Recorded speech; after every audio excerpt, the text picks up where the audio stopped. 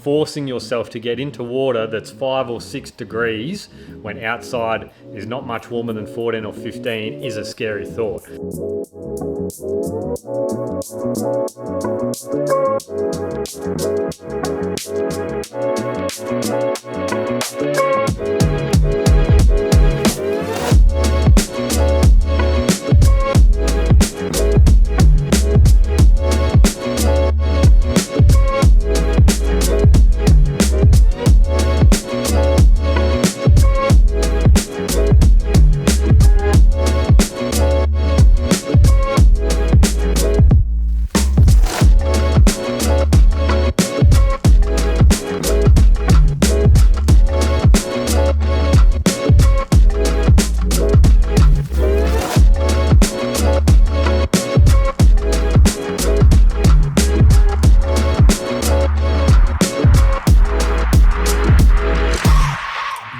This is my cold plunge setup here.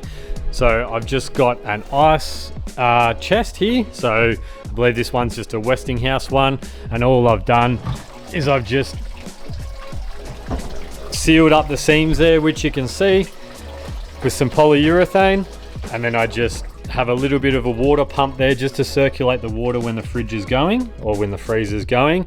And it just sucks out of that tube there, goes around into that, then comes back out and spits it back out there, as you just see. So what I've also got here is I've got an external sensor. So what happens is I plug the fridge straight into this cooling module. That external sensor runs into the bath there on that little thin cord, then runs back and gives the external sensor a temperature reading.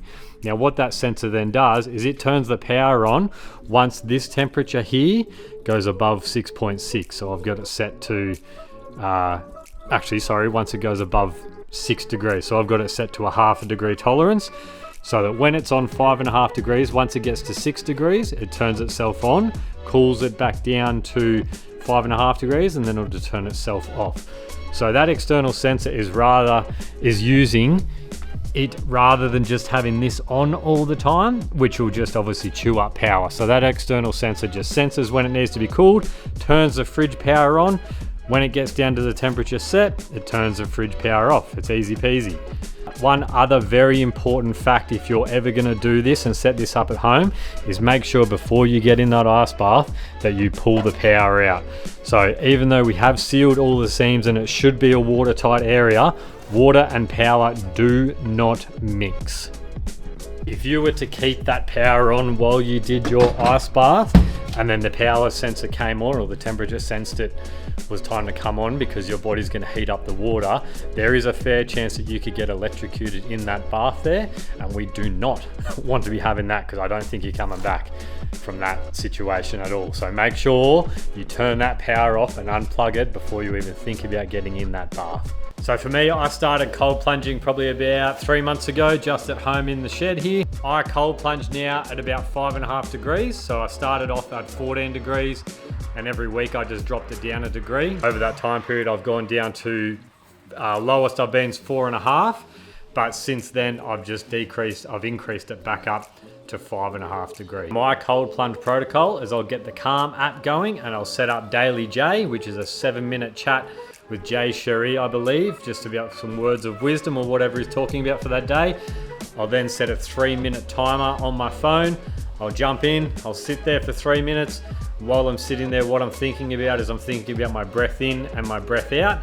So I'm trying to breathe in through my nose and then have a longer exhale through my mouth through that whole 3 minutes, with keeping my eyes shut the whole time.